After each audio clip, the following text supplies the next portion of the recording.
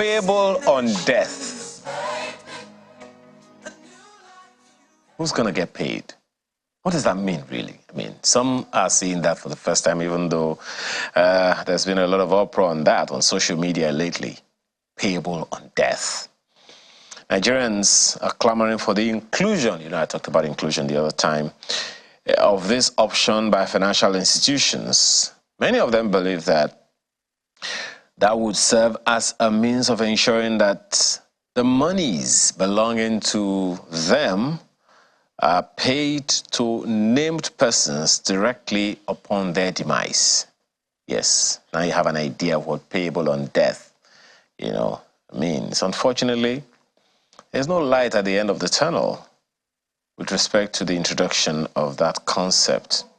But today we have someone from FBN Quest trustees to shed light on this all-important topic, payable on death, and the other available options in Nigeria.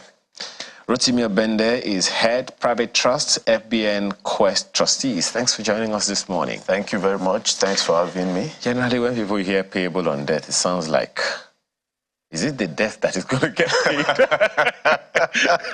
I mean, I can understand payable on request, payable on death. What in the universe does that mean?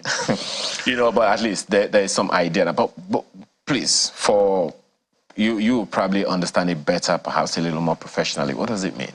Yeah, so I'll try as much as possible to break it down so that our viewers and listeners will understand what we're saying.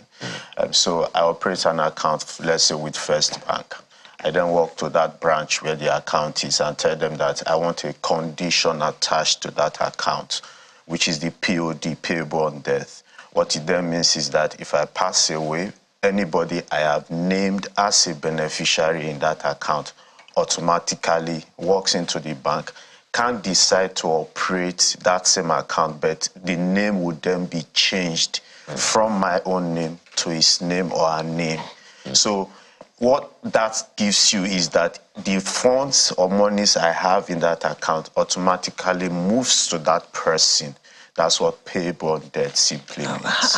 I'm wondering, why, you think Nigerians want that implemented? Because I would have thought that the will answers that among several others. So why do you think people want that implemented in Nigeria? So it's an easy way to operate that account, really, because if you have a will, which we recommend that you should have, even if it's a simple one, it goes through a process that is called probate. And so you first have to prove the source of the fund. It takes time. Okay. Now, people are not patient with the time because you're looking at maybe a minimum of 6 to 9 months or even a year. If the will is not contested, you can have that. But if the will is contested, it then takes a longer period. Now, within that period, you're not able to access funds in the bank. You're not able to access cash. So people are opting or clamoring for payable on death so that whatever happens to the owner of the account, they can then begin to have access to the funds and then spend it the way they like. So that's why people are generally asking. They want to be able to avoid that entire probate process and get cash easily when they need it. Forgive me, this is not perhaps one of the questions that I should be asking. I'm pretty sure it's infused somewhere, but let me just be specific on this one. What are the experiences people have had? Are there bank accounts that are not accessible anymore simply because the owner of the account died?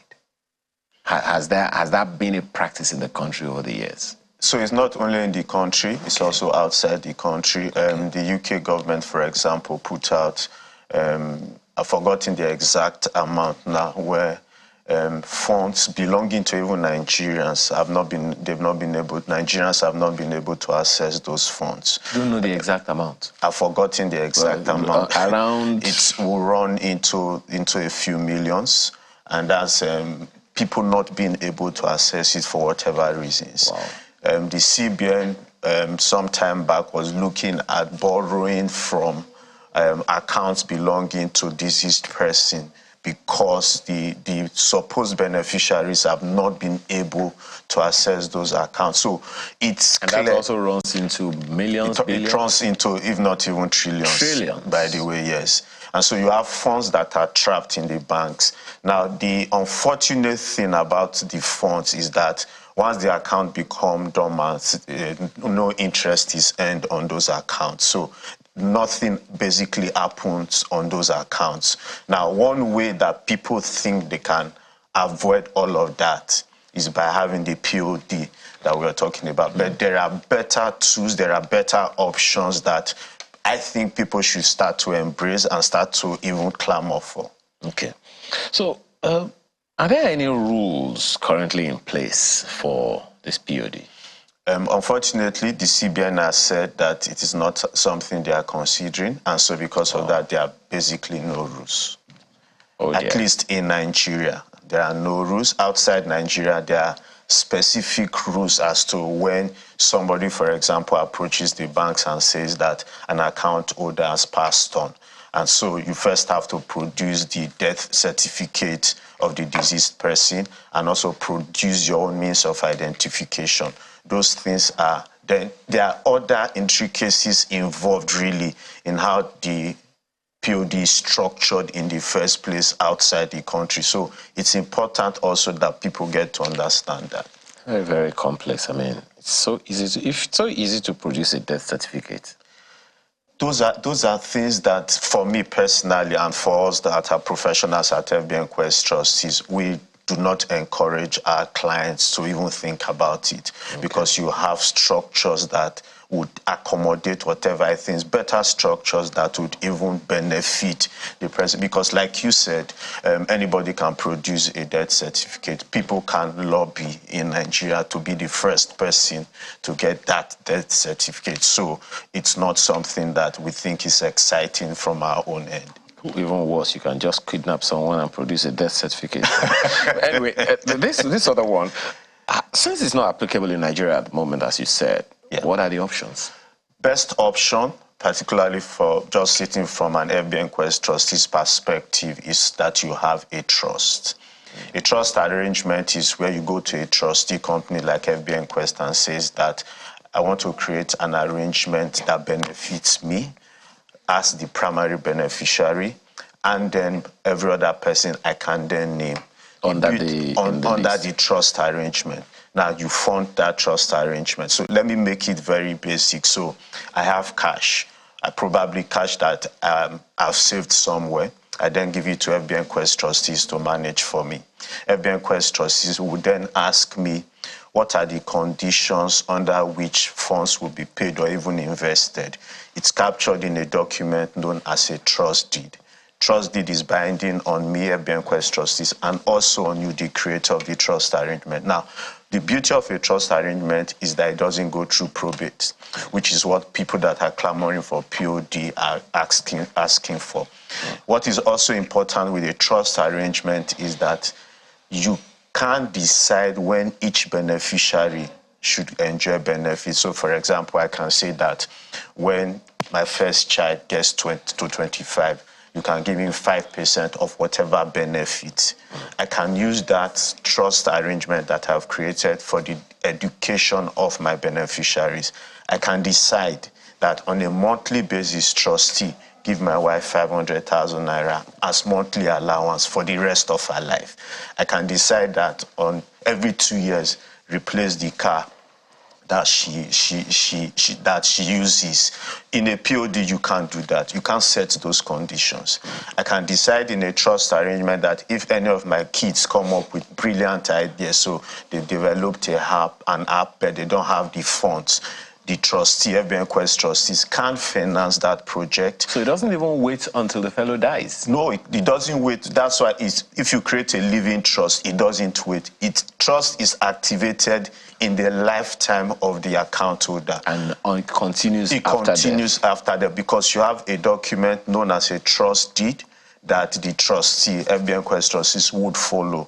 And you have other parties that can monitor FBN Quest trustees to ensure that we are carrying out our roles and our responsibilities. Interesting. You've mentioned a few ideas, but what are the benefits? Oh, okay. Let me assume that the fact that it can be activated while the fellow was alive is one of the benefits? Correct. What are the others? So the second most important benefit is that it doesn't go through probate. And so because it doesn't go through probate, you're looking at saving some inheritance costs. A third benefit is that it is private and confidential. So people do not know, apart from beneficiaries, other people do not know the exact content of what the trust deed is. So for example, if you check the internet now and just check for some popular people that you know their wills, you see the details, you see what each beneficiary is getting. In a trust arrangement, that can never happen. So for example, you can also check the internet, Michael Jackson's trust. You will never find the details of that trust arrangement. So trust is a private, confidential arrangement. It is flexible, highly flexible. I can make changes in my lifetime. I can make amendments. It is governed by a legal document known as the trust deed. This gives enough benefit. You can invest funds in your trust arrangement that earns interest. You can include properties. You can set incentives for your children if you want them to perform very well in school, or if you want them to perform in life. You can actually set incentives that will boost them. I was going to ask you if you can put a property on trust. Correct. You mentioned it, but yeah. Okay. Talk to us a little more about that, because there are those who would rather invest properties than cash. There are two ways that you can do that in a trust arrangement. One is once you have created the trust and you want to buy properties, you then buy in the name of the trust. So for example, I have a trust, Rotimi Obende Trust. If I want to buy a property, I'm not going to buy the property in my name, Rotimi Obende. I'll buy it in the name of the trust. Now, what that gives to me is in future, my children cannot even decide that they want to fight over the property, because in the first place, it doesn't appear as if I own it. It is owned by a trust arrangement. Creditors cannot also fight over those properties. Legally speaking, those properties do not belong to me. They belong to a trust created by Sounds me. like it's a way of hiding away money. No, so it's a way of hiding, I would say it's a way of hiding and protecting yourself from the outside. These days you see a lot of people, I know that people get kidnapped because they believe that they have lots of wealth. Yeah. It's a way of shielding yourself from the limelight, not because you want to steal money or you want to embezzle funds. No, you want to protect yourself. Let me just quickly give you this quick example about Michael Jackson. All of the assets that a lot of us thought that Michael Jackson owned were not owned by him. They were owned by Michael Jackson's trust. As a matter of fact, Michael Jackson died broke. However, Michael Jackson's trust was worth more than what he himself was owing creditors. So you can create a trust not for fraudulent activities, but to protect yourself and shield yourself from the public. Interesting. So who can set up a trust, and what is the role of your organization? So the role of my organization is to help you structure, provide advisory services, help you with the structuring, help you with the drafting of the trust deed, which I said is the legal document that binds us, and also then implement the contents of the trust deed. Now, who can set up a trust? I would say anybody that is looking at long term. You are acquiring assets today for who? Your children, your spouse. How do you want them to enjoy those benefits? What time frame are you looking at? What costs are you trying to save for your estate? So anybody that is futuristic, looking at the future, anyone that has assets, might not be large assets, but you believe that you want your children to be able to have access to them at specific period of time, should actually be looking at a trust arrangement. Is there a minimum amount to open the trust with? So there is really no minimum amount, because it then depends on the kind of trust that you are looking at. There are different types of trust, from education trust, which basically concerns the education, tuition, of children, or even yourself if you are looking at studying abroad. So it depends on what you are looking at as an objective. So there's also investment trust. There are even trusts that relates to retirement, for example. There are trusts that relates to healthcare needs. So it depends on the nature of the trust you are creating and the objectives for which the trust is being created. Some would also wonder whether it is something that can produce some kind of interest? Is this something that yields interest for the people? Oh yes. Okay. Your trust, if you have cash in the trust arrangement, is invested to generate a return. Okay. If you've bought properties in the name of the trustee of Bankwest trustees would help with the management, and rental income comes into the trust, which is then invested, and the trust continues to grow. I assume there is a contact online, maybe a website or something, because I'm very sure that there are tons of other questions a number of people have that I can't ask. I agree with you.